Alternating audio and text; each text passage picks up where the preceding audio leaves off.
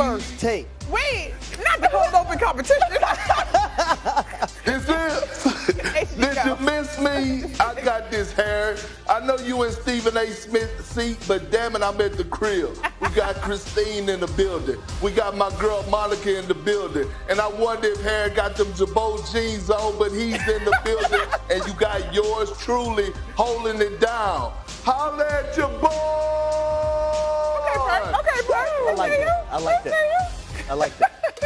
I look at Golden State Warriors this season. Left wing, pull up, triple. Blue Knights, this one's over. I still think they got a chance this year. If the Kings lose tonight, they are automatically in the play-in.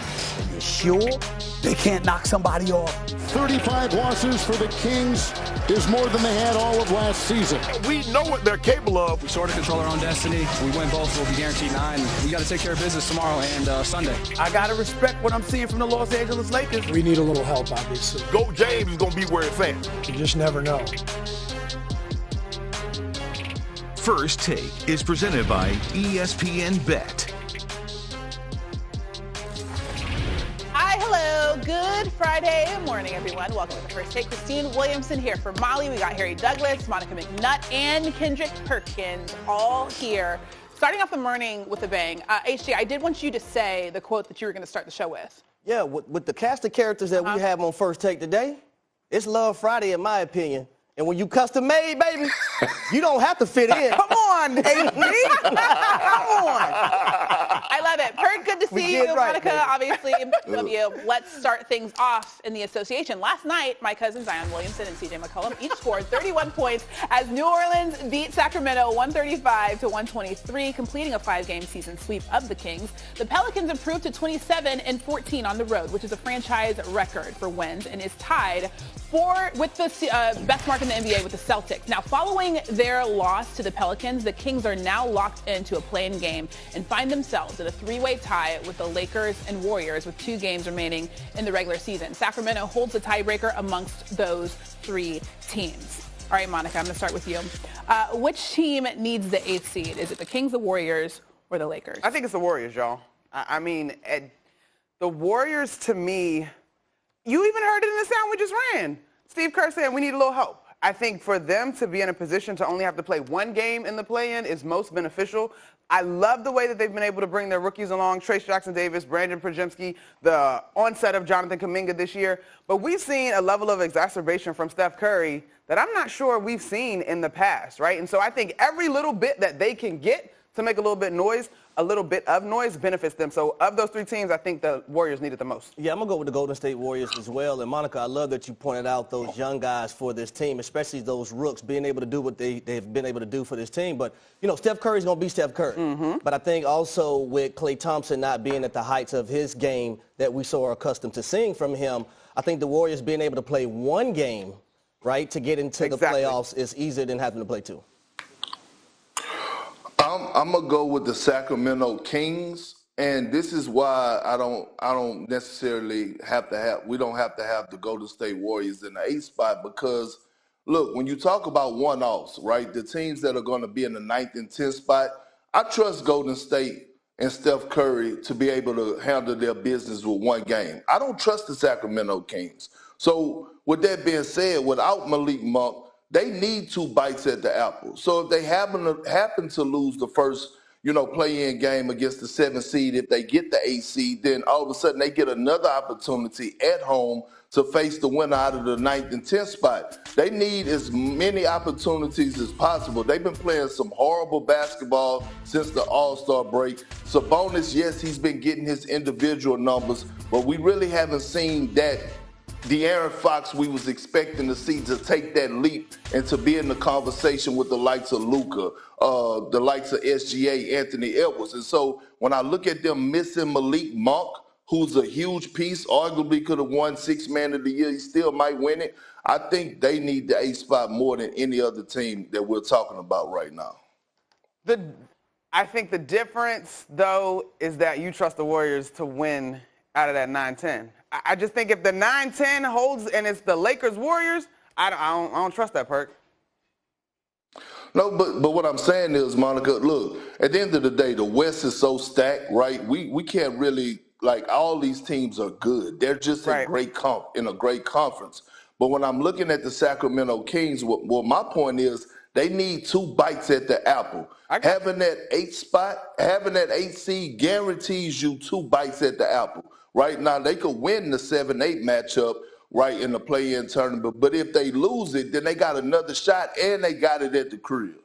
Okay, Perk, you mentioned the fact that you trust the Warriors if they end up in a 9 or 10 situation. Do you trust the Lakers? How do you feel about the Lakers? Nobody cares if they make it into the playoffs this season?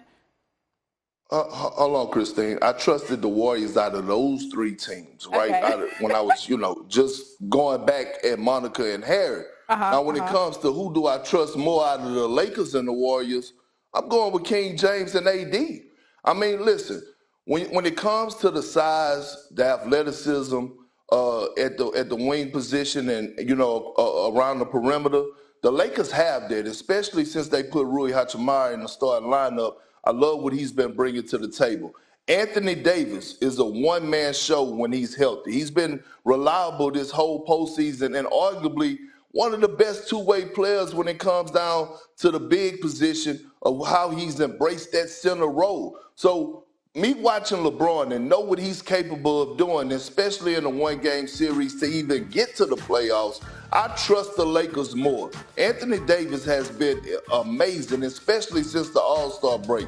D'Angelo Russell has been balling. Their defense have turned it up a notch. So when I think about the Lakers, I'm like, man, they have the size, something that the Warriors are lacking, and something that you need in the Western Conference in order to make any type of noise. So, Perk, I get what you're doing. Perk is answering the questions in isolation, which I understand, right? Okay. Because am I hearing you right that no matter who ends up in the 9-10, if the Lakers are in it, of the 3 teams that we just mentioned, you still taking the Lakers? Yeah, of all the teams that are in the play-in, I'm going with the Lakers. Yeah, absolutely. So I get what you're saying. But because of what your second statement was, to me, it's imperative that the Warriors get out of that matchup if they can. But I got where you're coming from. So me, I'm different. Okay. I'm going with the Golden State Warriors, right? In the same reasons that you talked about King in 9-10?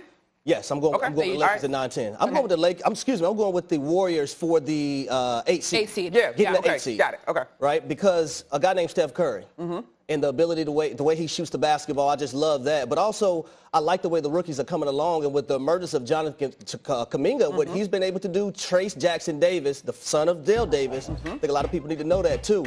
I think he's been playing good basketball for this team. I think with the shuffling of the lineups this season for Golden State, I think a lot more guys have been able to show Steve Kerr that they can count on him. And I just, moving forward, I just like the Golden State Warriors. I do. Okay, Monica, I'm going to ask you this question. Which team do you think should be feared the most, the Warriors or the Lakers?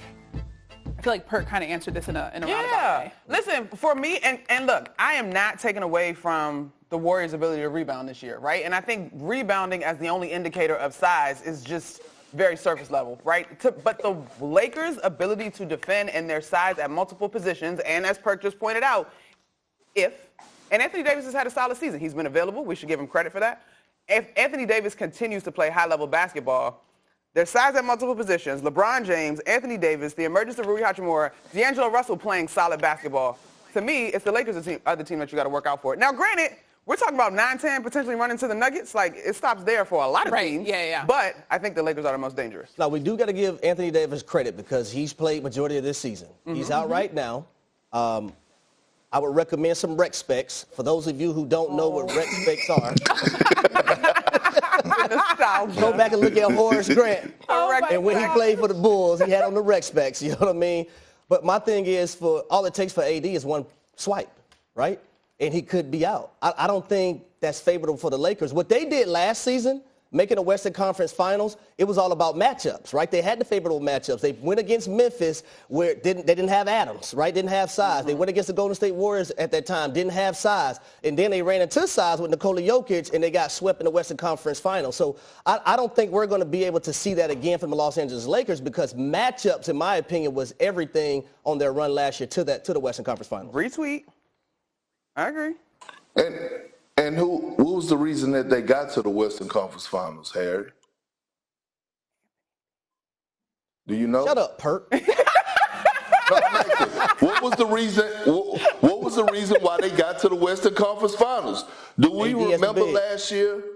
Oh, okay. Do we remember that LeBron James was out for majority of the games after the All-Star break? That Anthony Davis was arguably the best player in the league, the way he was dominating, and then he come back this season. Not only has he been available, but he's been flying under the radar for the numbers he's been putting up on both ends of the floor. And when I look at LeBron, look, Father Time or whatever you want to call it, the man's been standing on business, all right? He's been playing at an extremely high level. Look, the deciding factors when it comes down to the Lakers is, what are you going to get out of D'Angelo Russell? Because we saw him take a step back last year in the postseason. And is Austin Reeves going to be Austin Him Reeves when they need him to be the most? That's the thing. And also, Darvin Ham. Darvin Ham walking up and down that sideline. We have some questions about him, his rotations this season, some of the things, his game calling, things to that nature. He has to elevate his game as well, because a lot of times we forget to look at the matchup of the coaches, right? That matters a lot in today's game. And so Darvin Ham, I'm watching him. He has to elevate his game as well. Y'all remember when AD used to wear glasses in middle school? No. Basketball? No. I don't remember. Perk knows. It looked great. Okay, just going. And I wasn't trying to be funny. No, if you got those eye issues, you got to throw them rec specs, man. Listen, that's a big-time branding opportunity, okay? Listen, Horace Grant did his thing. And there's elevated rec specs now. Yeah, they look better than they used to. But he used to.